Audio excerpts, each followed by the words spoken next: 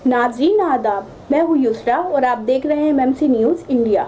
नाज़रीन, अगर आपने अभी तक हमारे चैनल को सब्सक्राइब नहीं किया तो आज ही हमारे चैनल को सब्सक्राइब करें ताकि आप सच्ची और अच्छी खबरें सबसे पहले देख सकें। शकील हसन शम्सी ने दहशतगर्दों पर सख्त तनकीद करते हुए किया बेबाक तबसरा। शकील हसन शम्सी ने कहा, इस्लाम के असली दुश्मन दहशतगर्द हैं। दहशतगर्दी को इस्लाम से मंसूब करना बिल्कुल गलत। शकील हसन शम्सी ने अपने मजमून में क्या कहा, देखिए इस पर हमारी मुकम्मल रिपोर्ट। दहशतगर्दी को अक्सर मुसलमानों से मंसूब किया जाता है, लेकिन इस्लाम में इस बात की बिल्कुल भी इजाज़त नहीं दी गई है कि किसी भी जुल्म सितम का बदला किसी दूसरे मासूम शख्स की जान लेकर लिया जाए। लेकिन अफसोस, इस्लाम के असली दुश्मन दहशतगर्द ये सोचते हैं कि मुसलमानों के साथ किए गए जुल्म सितम का बदला लेने का यही तरीका है कि दूसरे किसी मासूम बेगुनाह शख्स का कत्ल कर दिया जाए। इसी पस मंज़र में रोज़नामा इंकलाब के एडिटर शकील हसन शम्सी ने अपने मौज़ूए गुफ्तगू में एक मज़मून कलमबंद किया है, जिसकी सुर्खी है, इस्लाम के असली दुश्मन दहशतगर्द हैं। तफसीली मज़मून कुछ इस तरह है। इस्लाम के नाम पर दहशतगर्दी करने वाले इस वक्त 3 गिरोह हैं। एक गिरोह तो वो है जो मुसलमानों पर होने वाले मजालिम का बदला लेने के लिए खून बहाता फिरता है, और दूसरा गिरोह वो है जो अपने तकफीरी नज़रियात की वजह से खून बहाने को बाइस सवाब समझता है, और तीसरा गिरोह जो बिला किसी जवाज़ और बिला किसी सबब के महज दहशत पैदा करने के लिए खून बहाता है। अपनी बात की वजाहत के लिए कुछ वाक़यात याद दिलाता चलूँ। हिंदुस्तान में दहशतगर्दी का जो पहला वाक़या मुसलमानों के साथ मंसूब हुआ वो मुंबई में मार्च 1993 में होने वाले धमाके थे। ये धमाके बाबरी मस्जिद के इंहदाम के बाद मुंबई के फसादात में होने वाले कत्ले आम के बाद अंजाम दिए गए थे, और जिन्होंने ये धमाके किए थे उन्होंने अपने ख्याल में इन मुसलमानों के खून का बदला लिया जो मुंबई के फसादात में मारे गए थे। हालांकि बदले के लिए इस्लाम ने बहुत सख्त शराइत रखी हैं। किसी कातिल के गुनाह का बदला इसके भाई या बाप या किसी दूसरे अजीज या रिश्तेदार से नहीं लिया जा सकता, तो भला किसी राहगीर या बिल्कुल ही गैर मुतालिका शख्स को मारने को किस तरह जायज़ करार दिया जा सकता है। इसके बाद तो हिंदुस्तान में बम धमाकों और दहशतगर्दी का ऐसा सिलसिला चला कि अभिनव भारत जैसी तंजीम ने इसी लहर में अपना जहर भी मिला दिया, और मक्का मस्जिद, अजमेर की दरगाह, समझौता एक्सप्रेस और मालेगांव में मुसलमानों के इलाकों में बम ब्लास्ट करके उनका इल्ज़ाम भी उन्हीं पर थोप दिया। वो तो कहिए कि हेमंत करकरे ने अभिनव भारत के दहशतगर्द टोले को बेनकाब कर दिया, वरना सारा मुल्क यही समझता कि मुसलमान ही मुसलमान को मार रहे हैं।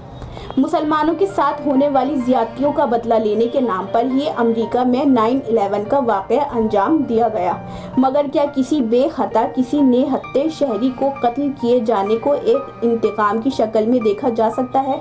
क्या इस्लामी तालीमात की रोह से इस किस्म की हरकतों को जायज़ करार दिया जा सकता है? बहरकैफ बेगुनाहों के कत्ल या मुसलमानों के साथ होने वाली ज़्यादतियों का बदला लेने वाले मुख्तलिफ गिरोह अब दुनिया भर में सरगर्म हो चुके हैं। वो फ्रांस के सदर के किसी दिल आज़ार जुमले का बदला किसी भी राह चलते शख्स से चुकाकर अल्लाहु अकबर का नारा लगाते हैं। इस गिरोह के लोग अहानत रसूल सल्लल्लाहु अलैहि वसल्लम के मामले में ये समझते हैं कि उनको किसी का भी सर काटने का हक मिल गया है। मुसलमानों के मजरूह जज्बात पर वो दहशतगर्दी का मरहम लगाना चाहते हैं, मगर असल में वो तेजाब छिड़क रहे होते हैं।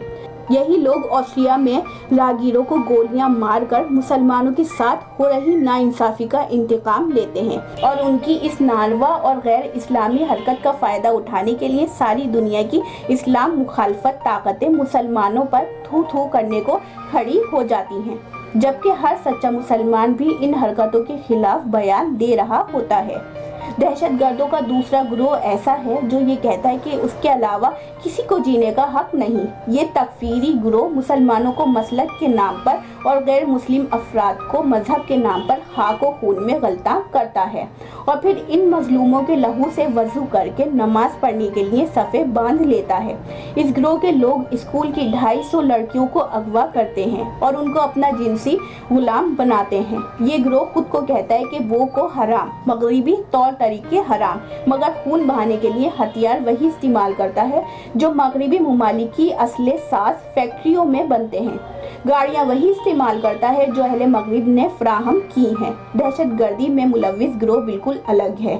یہ کبھی مدرسوں میں گولیاں چلاتا ہے، کبھی کسی اسکول میں گھس کر 150 بچوں کو موت کی نیند سلا دیتا ہے، کبھی کسی یونیورسٹی میں گھس کر گولیاں برسانے لگتا ہے، یا پاکستان کی کسی مدرسے میں بم کا تھیلا رکھ کر چلا جاتا ہے۔ کیا آپ نے کبھی سوچا ہے کہ ہم اور آپ سوشل میڈیا پر اسلام کے دفاع میں لگے ہوتے ہیں کہ اچانک خبر آتی ہے کہ کابل یونیورسٹی میں دہشت گردوں نے گھس کر 2 درجن سے زیادہ مسلمان طالب علموں کو موت کے گھاٹ اتار دیا، اور ان کی خطا کیا تھی؟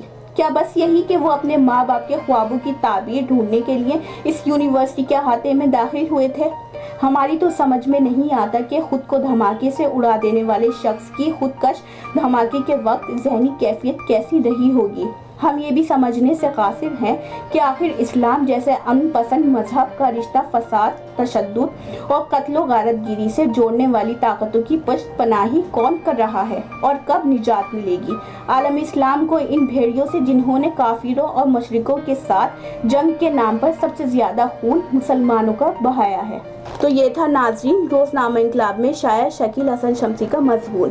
جیسا کہ مضمون نگار نے اپنے مضمون میں واضح انداز میں کہا ہے کہ دہشت گردوں کو جو اسلام سے منسوب کیا جاتا ہے یہ سراسر غلط ہے، کیونکہ دہشت گردوں کا مقصد صرف خوف و ہراس پھیلانا، بے گناہ لوگوں کا خون بہانا ہوتا ہے۔ اب ایک بڑا اور اہم سوال یہ اٹھتا ہے کہ آخر کب تک اسلام کے اصلی دشمن دہشت گردوں کی وجہ سے مسلمانوں کا پوری دنیا میں نام بدنام ہوتا رہے گا؟ یسرا انصاری کی رپورٹ، MMC نیوز انڈیا، نئی دہلی۔ تو ناظرین ہم بھی حاضر ہوں گے کچھ بڑی خبروں کے ساتھ، تب تک کے لیے ہمیں دیجیے اجازت اور دیکھتے رہیے MMC نیوز انڈیا، اور ہمارے چینل کو زیادہ سے زیادہ سبسکرائب کیجیے۔ شکریہ، خدا حافظ۔